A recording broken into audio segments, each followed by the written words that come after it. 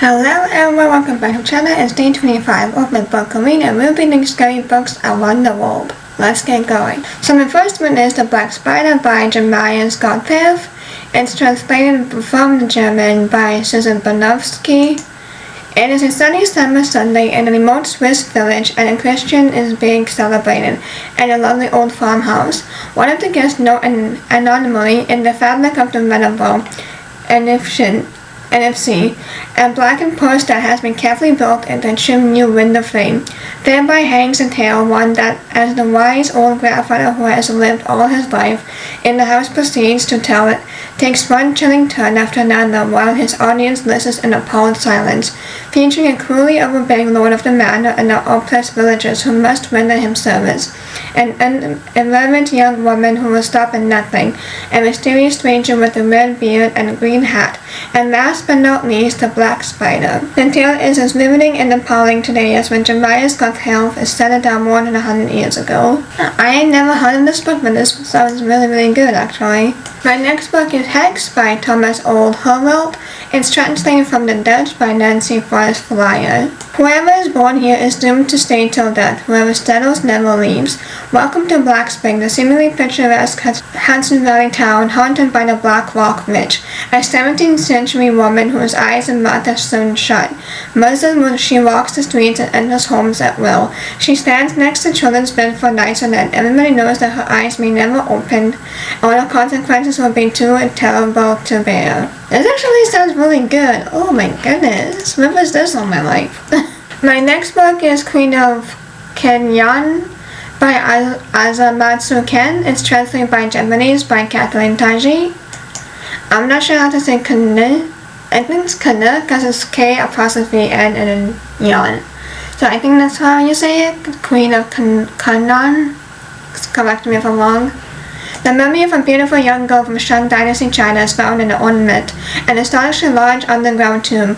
Preliminary research shows that her cells contain reptilian DNA, and a Japanese research lab is asked to investigate further. Working under the stern Dr. Lee, molecular biologist Marshita Anli begins to probe the mysterious lock in the mummy's genetic code, while experiencing strange hallucinations of being a young girl imprisoned in one of the infamous experimental facilities established in China by Japanese Unit 731 for biological welfare. As Dr. Lee hints at human intelligence in huge caverns underneath the earth, Anri begins to wonder why uniformed soldiers of the PRC Liberation Army are present in the research center in Tokyo. Hallucinations and reality fuse as innocents begin to die in both realities.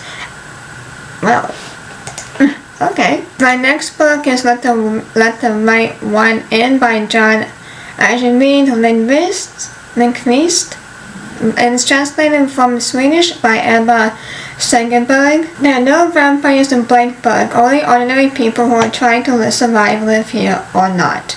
Winter 1981, in a working-class suburb of Stockholm, people scurry in streams in the subway, teenagers sniff glue in the basement, bitter junkyards wine in a Chinese restaurant. 12-year-old Oscar sits and reads horror novels. He dreams of becoming an Avenger in order to finally get even with the school tormentors. In nearby Wellingby, okay, a boy is murdered with extreme cruelty. Life in Blakeburg is about to change, and everyone involved is slowly being dragged into an incredible, sinister maelstrom. But for Oscar, everything is different. He meets his first love, a girl named Ellie, who recently moved to his hometown. My next book is Black Tea and Other Things by Sammy Morella. It's translated from the Italian by Andrew Tanzi. It includes 3 horror show Black Tea, Ellen Doubtful Honorable Mention 2014, Crocodiles and the Janana by an Italian horror writer Sammy Morella. So this is like all 3 stories collected in Black Tea and Other Tales are unsettling and terrifying precisely because they mess with the reader's own sense of reality. These stories draw on hallucinations, shadows, or coincidence, or are they? And we are never quite sure where the threat is coming from. Murderous, shape-shifting old ladies, a special wine that helps predict people's death, evil spirits that can be transferred to others like a virus. These are the building blocks of Marola's exquisitely crafted stories of psychological horror. My next book is Now You're One of Us by Asa Naonami. It's translated from the Japanese by Michael Volek and Mitsuko Moloch. Blood is thicker than tears. In the tradition of Daphne du Maurier's Rebecca and Alva Levin's Rosemary Baby, here is a new classic about the bride who is no longer what to think. All families have their own rituals, secrets, and credos, like a miniature religious cult. These quirks may illustrate the mirth or mild alarm of guests, but the matter is rather more serious if you're marrying into a household. If it's a Japanese one with a history that braces itself, some surprising truths lurk around the corner. My next book is Gods by Otsuchi, it's translated from the Japanese by Andrew Cunningham. In these haunting stories, two teenagers linked by an obsession with murder and torture explore the recesses of humanity's dark side. My next book is Fever Dream by Samantha Schweblin. It's translated from the Spanish by Megan McDowell. Experience the blazing, surreal sensation of a fever dream. A young woman named Amanda lies dying in a little hospital clinic. A boy named David sits beside her. She's not his mother, he's not his child. Together they tell a haunting story of broken souls, toxins, and the power and desperation of family. Fever Dream is a nightmare come to life, a ghost story for the real world, a love story and a cautionary tale, one of the freshest new voices to come out of Spanish language and translated. My next book is The Hole by Hee Young-poon, South Korea. This unsettling psychological horror novel begins with Orji waking up from a coma following a car accident that killed his wife and left him paralyzed and disfigured. Now his mother-in-law is in charge of his care, but as she mourns the loss of her only child, she often neglects to care for Orji and leaves him alone in his bed. The only thing Orji has left to remember his wife is a garden in the front yard. So when Orji sees his mother-in-law digging up in the garden his wife had spent so much time cultivating, he is confused. And his mother-in-law digging bigger and bigger holes in the garden, insisting she is simply finishing what her daughter started. My next one is Tender is the Flesh by Agustin Bazterrica. It's from Argentina. Marco's marriage has fallen apart and his father is suffering from dementia. Meanwhile, the world around him is changing rapidly. An infectious virus has made all animal meat poisonous, and so the government has sanctioned the consumption of human meat, or special meat. Personal contact with those who have been raised to be eaten is strictly forbidden, but when Marcus comes into contact with a live specimen, he feels drawn to her, and he can't but start treating her like a human being. My next one is The Graveyard Apartment by Mariko Koike. It's from Japan. This tale of a young married couple who harbor a dark secret is packed with dread and terror as they and their daughter move into a brand new building built next to a graveyard.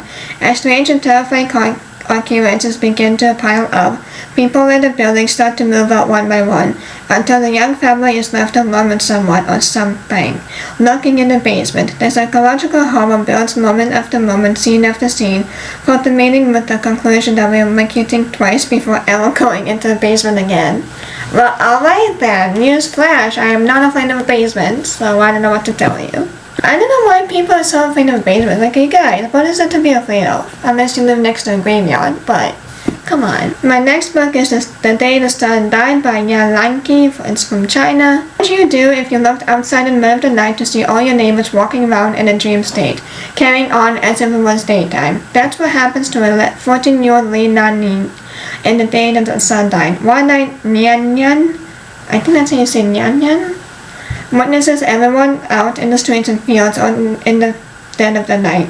In the dream-walking states, Nianyan's neighbors are able to act out all of the whims and desires they suppress during waking hours. Nianyan watches in horror as the community quickly devolves around him. Now it's up to him and his family to save everyone from themselves. My next book is Hadriani in All My Dreams by Renee Despesti. It's from Haiti. The story of Hadriana in All My Dreams begins during Carnival in 1938 in the Haitian village of Jamel. Hadriana, a beautiful young French woman, is preparing to marry a well-to-do Haitian boy from a prominent family. Everyone seems excited about the upcoming nuptials, but on the morning of the wedding, everything goes terribly wrong. Haitian drinks a potion that makes her collapse at the altar, and she comes back to life as a zombie. And my next book is I Remember You by Royal Say Sigurðardóttir. It's from Iceland. Set in a small village in the Icelandic West Fjords, I Remember You tells the story of the three friends who are renovating an old rundown house. But what starts an exciting home project gets dark fast. Something in that house does not want them there, and it's not afraid to make its feelings known. Elsewhere, a young doctor investigates the disturbing death of an elderly woman. Eventually, the stories collide in horrifying ways. And my last one is, I think I've heard this book about before, and it's Zumaki by Judy Ito. It's from Japan. And this is set in Kuruzu-cho, a small town encased in fog that is totally haunted, but Kuruzu-cho isn't haunted by a singular spirit. Rather than the town is haunted by a pattern, Uzumaki, the spiral. Wherever the spiral is seen, strange supernatural events occur. So yeah, so those are all the books that takes place around the world, spooky edition. Let me know what you want to read from this list, or if you guys know any around the world. Otherwise, please like, comment, subscribe, send me know if I have time to post. I will see you on my next one. Bye!